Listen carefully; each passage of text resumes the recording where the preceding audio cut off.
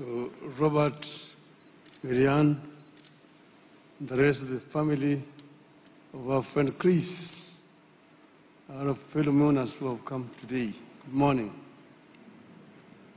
I'm the one who is not appropriately dressed because I've just come from Mombasa. I hope I'm okay. I raised to come and be here this morning because of my friend Chris Kirubi.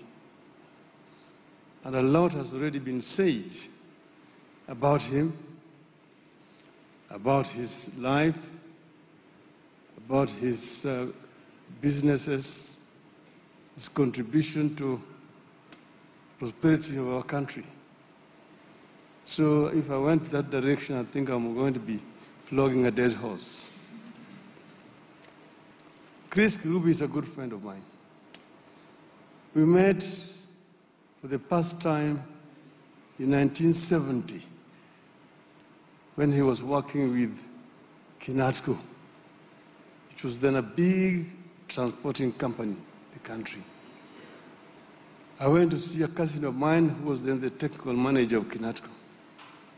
This cousin is the one who introduced me to Chris. This was my first encounter. The second would be when he was in the company of his brother-in-law, Michael Kinyanya, who was the husband of Elizabeth. And they were two together. Michael tried to introduce me. I said, no, we already met with Chris. And from there on, our relationship continued. The two of them loved horse racing. They're the ones who introduced me to horse racing, that every Sunday we're going to Ngong Racecourse to watch horses race. So we became friends, even social friends. But Chris was also a true Kenyan who was also concerned about Kenya. When multipartyism came, we had Ford. Then when Kanu split, the DP was formed. Chris, then John Keane joined the DP. Then they were in the DP. When the elections were coming, the Ford itself split to Ford Asili and Ford Kenya.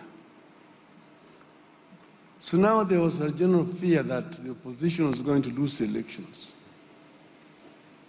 And then there were efforts to try to do mediation. I remember Chris Kirubi and John Keane led this team from DP. Then there was also the late Kibaki Murithi. On our side here, we were with Paul Mwite, James Orengo, trying to do these negotiations with John Keane and Chris. These meetings were taking place in Chris's office in the International Lifehouse that time. Unfortunately, we were not able to. At that time, the appeal was that if you don't hang together, you shall be hanged separately. Unfortunately, that did not come, and therefore we were hanged separately.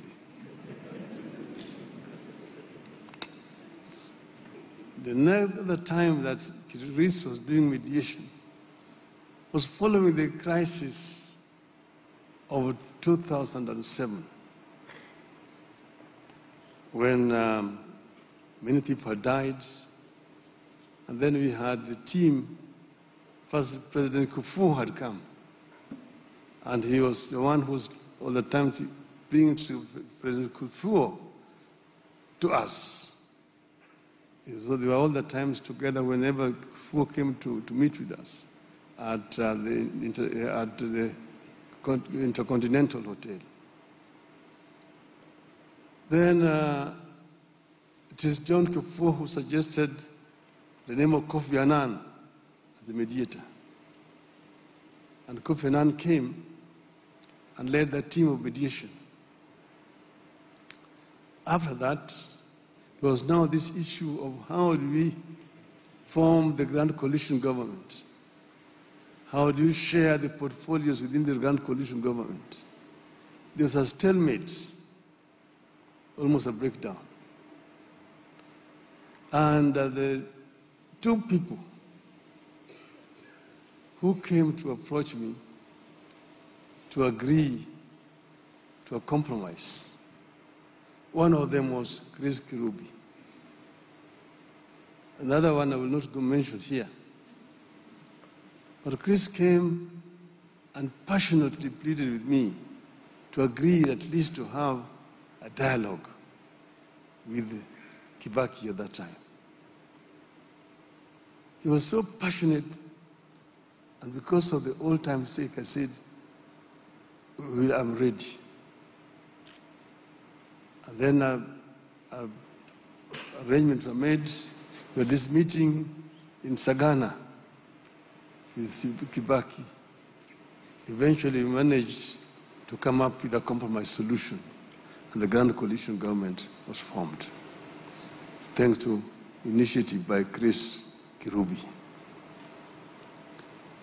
So we have had good times with Chris, many things we've done together.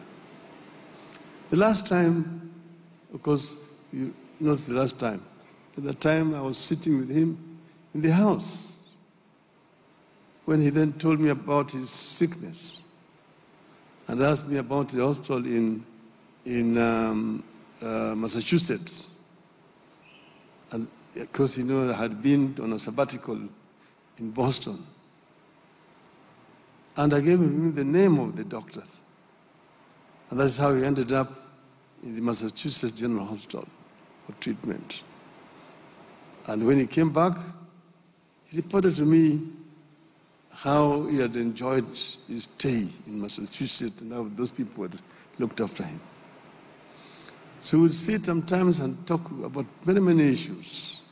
Chris was a visionary person who had a passion for excellence and wanted only the best for his country, Kenya.